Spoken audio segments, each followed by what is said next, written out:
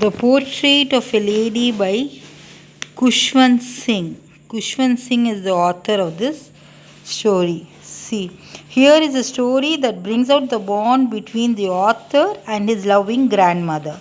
So, there is a relationship between the grandmother and the author. Author is the writer, he tells his own story. So, from his young age, he has been brought up by the grandmother. That is his whole story is about that. My grandmother. So the author is talking here. Who is the author here? Kushwant Singh. So he says, my grandmother, like everybody's grandmother, was an old woman. So this lady is an old lady. Whose grandmother? Kushwant Singh's grandmother. She had been old. She's old and wrinkled. Wrinkle means face you will have all what like bends in the face. For the 20 years she has those wrinkles. That I had known her. For 20 years he had known her. People said that she had once been young and pretty and had even had a husband. But that was hard to believe. So people said that what they said, she had a husband, she had been young and pretty. But that was hard to believe. My grandfather portrait hung above the mantelpiece. Mantelpiece is a cupboard. It is on the top of the cupboard. It is there. In his portrait means his picture, his photo is hung. Whose photo? Grandfather's. The grandfather's photo is hung above the mantelpiece in the drawing room. So see the character. He overwrite the character of the grandfather. They'll ask you for 3 marks. He wore a big turban and loose fitting clothes. So there is a turban and loose fitting clothes. His long white beard covered the best part of his chest. So there is a long beard, white beard. And he looked at least 100 years old. He did not look the sort of person who would have a wife or children. He looked as if he doesn't have a wife or children. That is, he looked as if he could only have lots and lots of grandchildren. That is, he looked very, very old. As for my grandmother, being young and pretty, the thought was almost revolting. So she was really pretty and young. She often told revolting, that is, he doesn't believe. Revolting means he is against. So he doesn't believe that she would have been pretty in her young age. She often told us of the game she used to play as a child. So she used to tell this author about what game she played. That seemed quite absurd. So it looked awkward. He didn't believe that. Undignified on her part, and we treated it like the fables of the prophets. Fables means stories. So she used to tell us. So she used to tell stories to this author, and that stories they think that they compare with the games she used to play. She had always been short and fat. See, described the grandmother. She had been short, fat, bent, slightly bent. Her face was a crisscross of wrinkles running from everywhere to everywhere. Whole face is full of wrinkles. No, we were certain she had always been as we had known her. Old, so terribly old that she could not have grown older and had stayed at the same age for 20 years. She could never have been pretty, but she was always beautiful. What do you mean by that? That is, for 20 years she had been of the same age. She didn't grow old. He never believes that she had been pretty. But she looked beautiful always. She was beautiful. She hobbled about the house in spotless white with one hand resting on her waist to balance her stoop. That is, she was bending and walking. See in this photo, she is balancing her walk with her hand on the waist, and the other telling the beads of her rosary. Rosary is you pray, that is, it is full of beads in a string. You pray with that rosary. Her silver locks were scattered. Locks means hair. Her white hair were scattered untidily over her pale, puckered face. See, puckered face, scattered untidily. Scattered means it's all not neatly. Untidy is not neatly. Scattered means thrown over her face. And her lips constantly moved in inaudible prayer. So her lips, she was moving her lips. Continuously she was telling some prayer in her lips. So, yes, she was beautiful. She was like the winter. See how he's comparing the lady with the landscape in the mountains. That is scenery of the mountains. Beautiful. An expanse of pure white serenity, breathing peace and contentment. So he's comparing the lady with the mountains, landscape in the mountain, and the two in winter, and it's full of pure, it is expansion of pure white serenity means calmness, breathing peace and contentment. My grandmother and I were good friends. My parents left me with her when they went to live in the city, and we were constantly together. So, the author and the grandmother both became friends. The parents of the author left this author with the lady, and they went to live in the city for the living. So they both lived together. Constantly means they both lived always together. She used to wake me up in the morning and get me ready for school. So she only gets him ready for school. She said her morning prayer in a monotonous sing song. Monotonous means boring sing song. She'll be while dressing him up, she used to sing songs so that I listen and get to know it by heart. He wanted the author to by heart the prayer. I listened because I loved her voice. So who is I here? The author. He listened because he loved her voice, but never bothered to learn it. So, but he didn't want to learn it by heart. Then she would fetch my wooden slate, which she had already prepared, washed, and plastered with yellow chalk, a tiny earthen ink pot, and a red pen. Then she used to tie them all in a bundle. What all things she used to carry with the author to school? A wooden slate, yellow chalk, tiny ink pot, a red pen, and tie them in a bundle and hand it to me. And after breakfast of thick stale chapatis with little butter and sugar spread, we went to school. So what he had for breakfast? Stale chapatis. Stale means very old chapatis, and it was also thick also, and there was little butter and sugar spread on it. She carried several chapatis with her for the village dogs. So she used to carry chapatis also for the village dogs. They lived in the village. My grandmother always went to school with me because the school was attached to the temple. My grandmother always went to school with me because the school was attached to the. So his school, where was the school? It was near the temple, attached to the temple. The priest taught us the alphabets and the morning prayer. So what did the priest? Who teaches him? The priest of the temple used to teach him alphabets and morning prayers also. While the children sat in rows on either side of the veranda, singing the alphabet or the prayer in the chorus. So, or the children used to sit in the veranda in rows in opposite sides. Okay, my grandmother sat inside reading the scripture. She used to read scriptures. When we had both finished, we would walk together.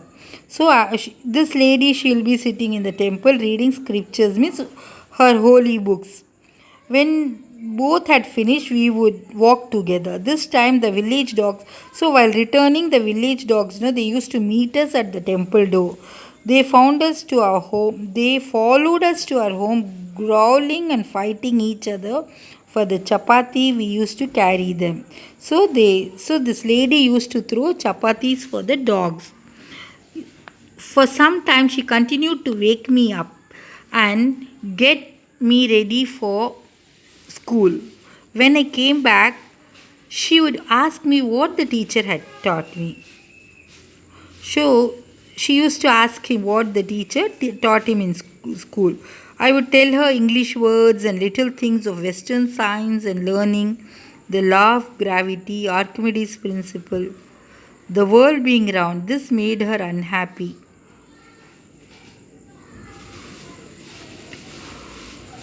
She could not help me with my lesson. She did not believe in the things they taught us at school, at the English school, and was distressed that there was no teaching about God and the scriptures.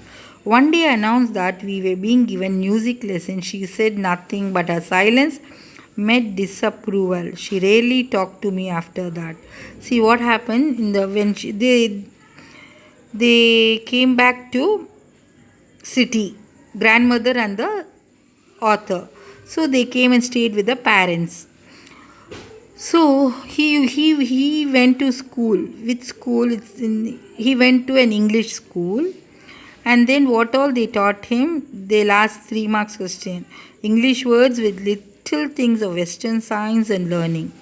Law of gravity, Archimedes principle, the world being round. This she didn't like all this, and she didn't know anything, so she couldn't teach him any lesson.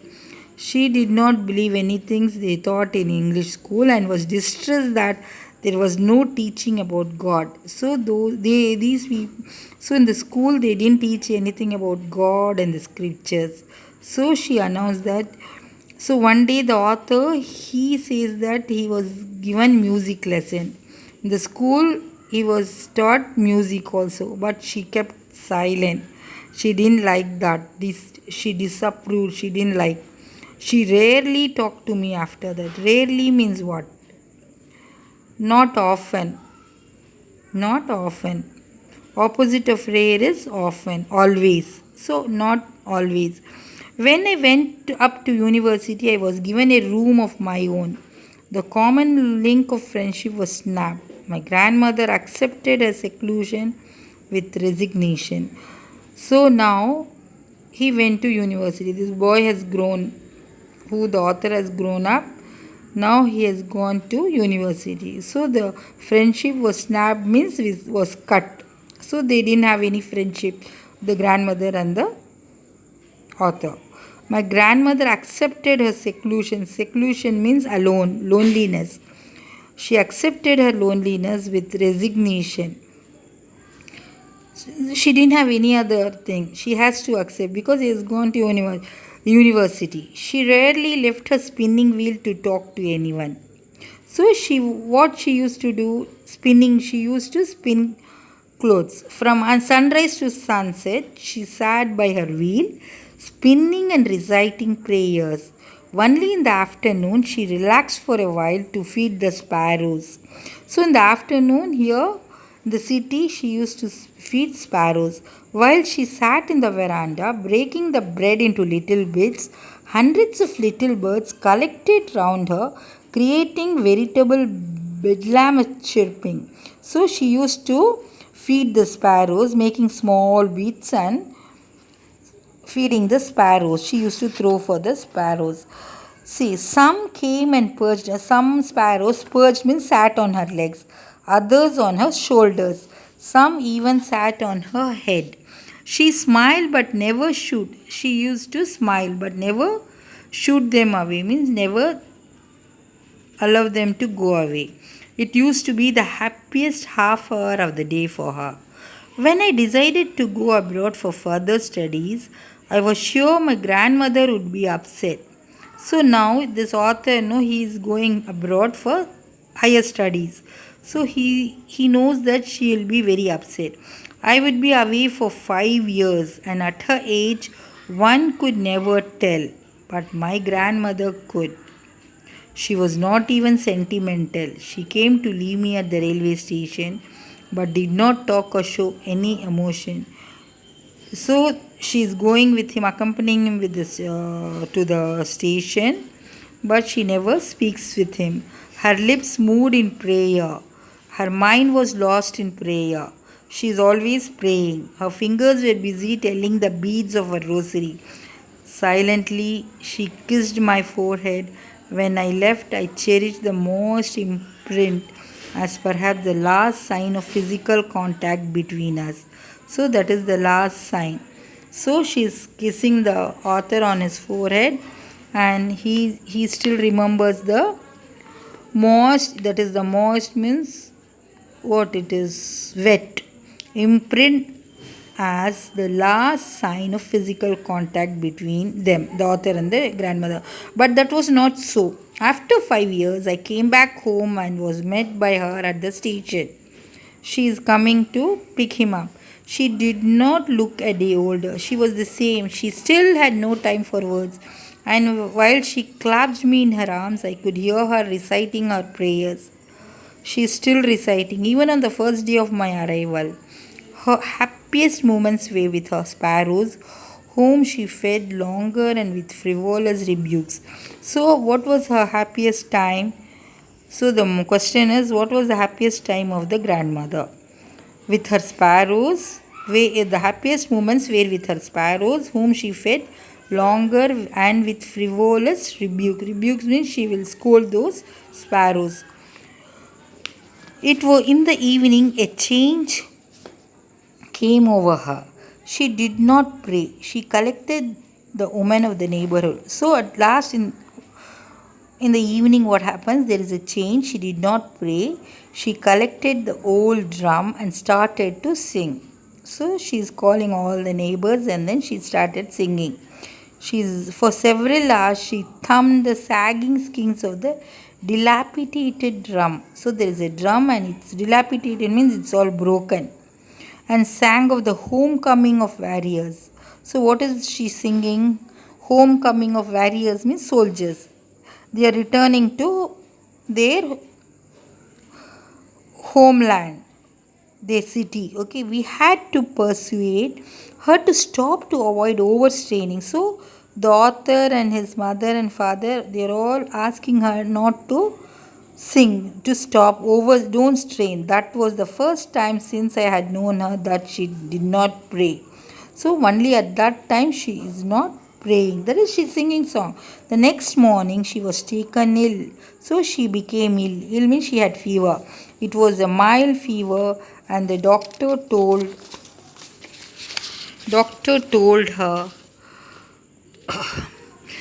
told us that it would go. So doctor tells that the fever will go away. But my grandmother thought differently. She told us that her end was near. So she knows that she is going to die. She said that since only a few hours before the close of the last chapter of her life, she had omitted to pray. Only that time, last minute, she is not praying. She was not going to waste any more time talking to us. So she doesn't want to even to talk, wasting time. We protested. So they are all telling her not to pray, just keep silent. But she ignored our protest. She lay peacefully in bed, praying and telling her beads. So she's telling her prayer and telling her beads. Even before we could suspect, her lips stopped moving. So she stopped moving means she died. And the rosary fell from her lifeless fingers.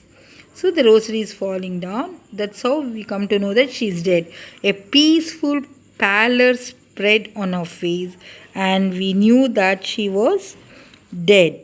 Okay. So a peaceful pallor spread over her face.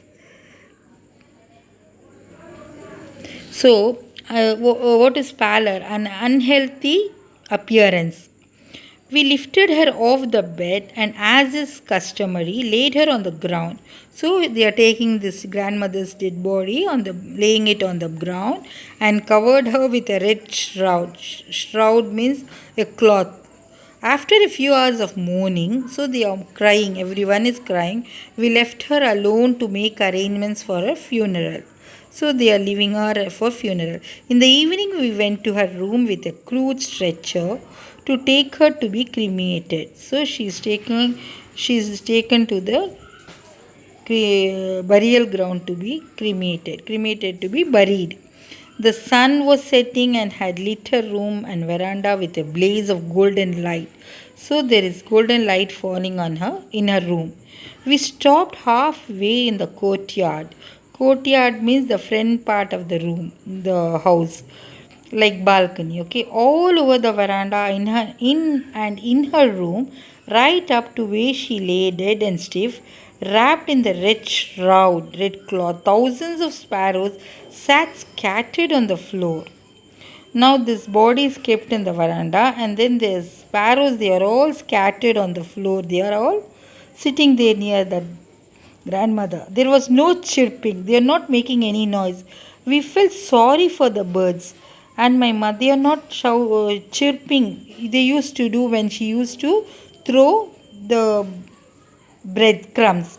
We felt sorry for the birds. So and my mother fed some bread for them. She broke into little crumbs the way my grandmother used to and threw it to them. So the mother is bringing and throwing the breadcrumbs to the sparrow. The sparrows took no notice of the bread. So they doesn't want even to eat the bread. When we carried my grandmother's corpse of dead bodies taken off, corpse means dead bodies taken off, they flew away quietly. Next morning, the sweeper swept the breadcrumbs into the dustbin. Even the sparrows, they are mourning for the grandmother's death. They didn't eat the bread. This shows the affection that even the birds had for the grandmother. Okay, now I'll give you the glossary. What is mantelpiece? I told you shelf. Absurd is illogical. Fable stories. Hoppled is walk unsteadily. Puckered is wrinkled. Puckered, wrinkled. Expand means wide area, expand. Monotonous, unchanging or boring. I told you, no, it's boring. Snapped is cut. Seclusion, alone, isolation. Bedlam is noisy, confusion. Perch, the bird sitting on the veranda. Rebuke is scolding, dilapidated, damaged. Pallor is unhealthy, pale appearance. When she became sick, she looked paler, her face looked paler. Shroud is cloth used to wrap a dead person. Now we'll see about the author. About the author, Khushwant Singh is an Indian novelist and lawyer. So he is a novelist, Indian novelist. He studied at St. Stephen's College, Delhi and King's College, London. He joined the Indian Foreign Service in 1947. As a writer, he is best known for his keen secularism, sarcasm, and love for poetry. He has served as the editor of several literary and news magazines as well as 2 newspapers. Khushwant Singh was awarded Padma Bhushan in 1974, Padma Vibhushan by the Government of India and Sahitya Academy, Fellowship by Sahitya Academy of India. The Mark of Vishnu, A History of Sikhs, The Train to Pakistan, Success Mantra, We Indians and Death at My Doorstep or some of his brilliant works. Okay, now see, what are the questions you will have? You will have 2 marks question. You have to describe the grandmother as seen in the portrait. Describe the grandfather. It's not grandmother. It's grandfather as seen in the portrait. Second question, why was the author left with his grandmother in the village?